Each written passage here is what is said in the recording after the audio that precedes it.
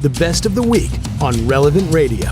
Joining me today on Trending is Maria Brackett. Maria Brackett is a spiritual director, and she trains other spiritual directors at Divine Mercy University.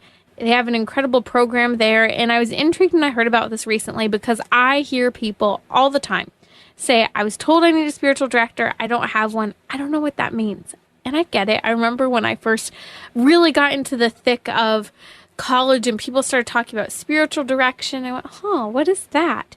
And it's something we recommend often here on the show, especially for people who are struggling with addiction. But it's not just for someone who's experiencing addiction in their life. It's for everyone because the goal is spiritual growth. So Maria Brackett is here with me today on Trending to discuss what it is and how to find one. Welcome to Trending, Maria. Good to be here. So happy to have this opportunity to talk to you. Let's start out with talking about what spiritual direction is. It's so good you start with that question, or because there's just so many different ways that people can understand it, because there's a lot of faith traditions that kind of have this figure, right?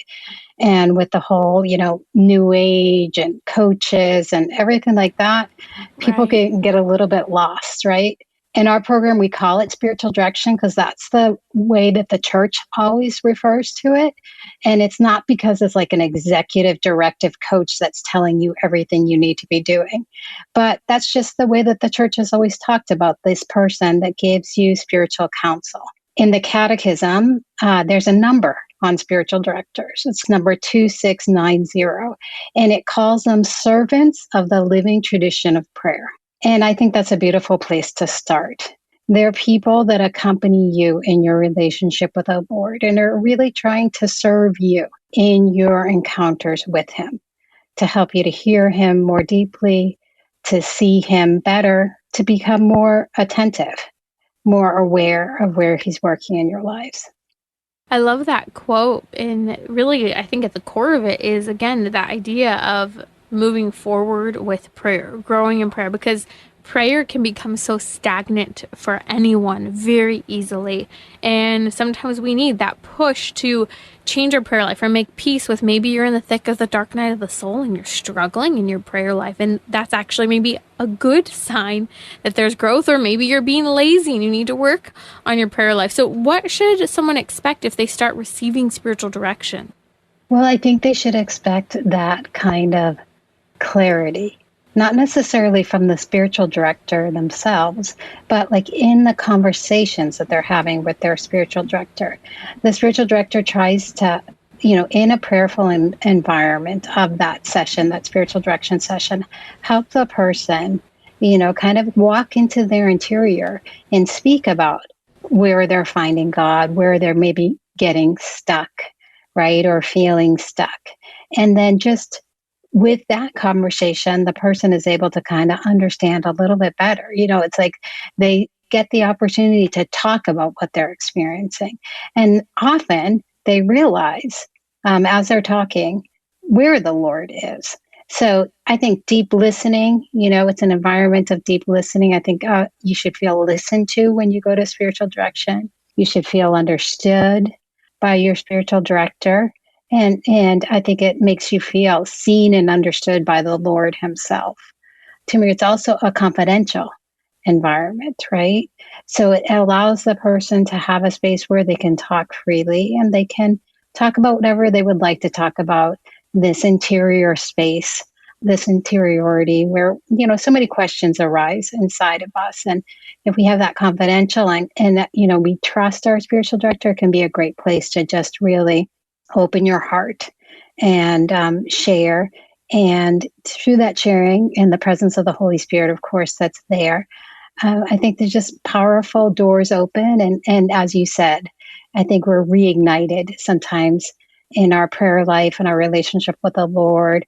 We get the energy to continue going. I always, every time, I'm a spiritual director, but I have a spiritual director. And every time I finish my spiritual direction time with her, I always feel like my faith and my hope and my love has been strengthened once again.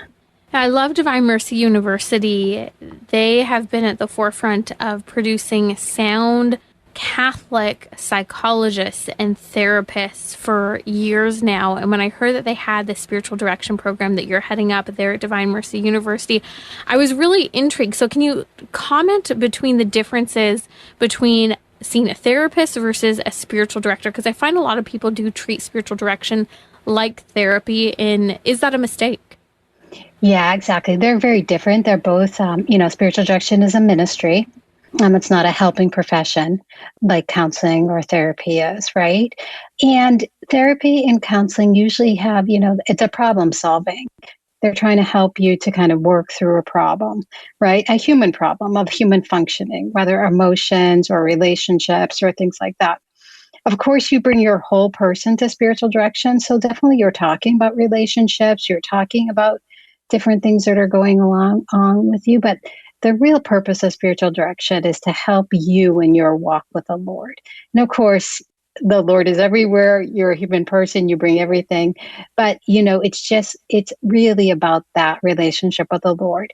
The spiritual director can hear what you're saying. And at times, if you get a spiritual director, which is what we teach our students, to be able to kind of say to you, you really seem to be suffering a lot with this relationship. Have you ever thought about that maybe your relationship with your mother or your father? Have you ever thought about just having some sessions with a counselor to work through that? So a good spiritual director will know how to refer you to different people that are outside of their expertise so that you can get that help that you might need in another area in order to keep that spiritual direction relationship really about your walk with the Lord. Absolutely. One of the things that I see as difficult with spiritual direction today as well is people are hungry for relationship, for friendships. And sometimes these spiritual direction relationships on the person that's being directed can be trying maybe in the direction of a friendship rather than a mentorship, a spiritual direction. Can you comment a little bit on understanding that distinction so that there aren't hurt feelings or confusion with regard to what to expect? Yeah, exactly. And then that can happen, and this is what we teach our students to understand what it means to be a spiritual director and that you're at service of the other person. And it's not a mutual giving and receiving. You're really there to serve the other person. You're not looking for the relationship to come your way. We teach our students to kind of set up the relationship from the beginning to really be clear about what spiritual direction is and the service that they're going to offer, right? And to keep to that. And in different times when they might feel like maybe the person has an unspoken need that they might be bringing to spiritual direction that the spiritual director cannot fulfill for them, to try to, to get to that point where they can say, talk about that and say, I'm feeling that you're looking for a friendship. And remember what we said when we started spiritual direction. You're a beautiful person. It's just what I'm trying to do here is help you in your relationship with the Lord, right? So how are your friendships going? Do you have friends? How is that? Maybe troubleshooting it a little for them. When there is this kind of unspoken need happening, it is because there might be a real human need, like you mentioned, that need for connection, for friendship. And so just talking to the person about that, making sure that they're finding those friends and finding those outlets. I love that distinction because, again, I think it's really confusing when someone enters into even therapy or spiritual direction for the individual things that they are, and they're confused by that need for friendship. And I think it's a good reminder if you're starting to work through spiritual direction or you have for years, making sure you have that distinction. Now, when I think of a spiritual director, Maria, I often think of a priest first and foremost, and then maybe a religious sister. Now, that's not the case with most of the spiritual directors coming out of Divine Mercy University. Is that correct? We've got about a third, and a third. Okay. A third just lay people, and then ministers. We've got, permanent deacons, priests, brothers, and then religious sisters, consecrated women. Also some Christians that have come to the program too, Episcopal minister, a Lutheran chaplain. So just beautiful, wanting to learn the Catholic tradition of spiritual direction. In 2011, the church put out a document directed to priests where they talked about priests as spiritual directors. And there they talk about, they address that. Like, is it just priests? And the church says there in a very succinct way, no, it's not just priests. There's a fine St. Catherine of Siena was a layperson, and she was known as a great woman of spiritual counsel. I always like telling people, who was that lay director that John Paul II found in Poland? It was Jan Tranowski, a layman, who first helped John Paul II learn the way of mystical prayer. So, this is not uncommon, and it's always been in the church. Although spiritual direction as a practice was really, in the history of spiritual direction, was really begun in monasteries, right? Right. But there's always been these lay people, and there, Saint Angela Foligno, there's always been these lay people there also as spiritual directors. So I know the question many people have, and that they say, I know I need a spiritual director. I don't know how to find one. Often I'll hear people say, I asked my parish priest and he said no, or he said, write me an email, and he never responded. And I think part of that is because not all priests, one, have the time for spiritual direction, or many I hear don't have the training for spiritual direction. Maybe they started to try to become a spiritual director and they just didn't really feel like they had a plan or a roadmap. And I know that's something you really lay out at Divine Mercy University for spiritual direction. What would be that roadmap? What does spiritual direction look like?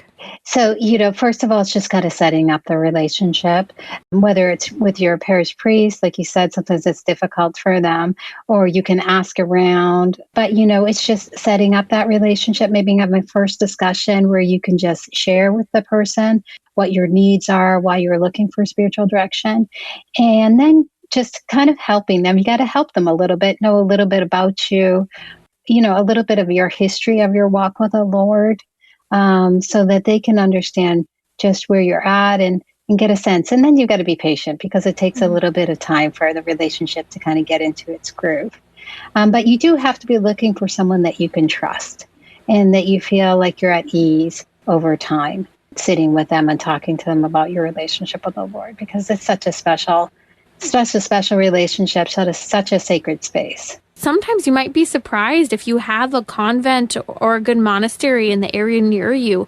Again, that used to be kind of where that tradition you mentioned, Maria, of spiritual direction started. People would go to the convents, people would go to the monasteries for spiritual guidance, and they would be mentored through the spiritual readings, through the readings of St. Thomas Aquinas, of St. Teresa of Avila, many other saints, and they would be coached in their prayer life into confession and reception of the sacrament. So it's a great thing to do and to look into. If you've ever been curious, here's your kind of Sparks Notes version of understanding what spiritual direction is. And if you know someone who's curious, please send a link to this episode of Trending to them. Maria, thank you for joining me today. We'll post links to Divine Mercy University where people can find spiritual directors such as yourself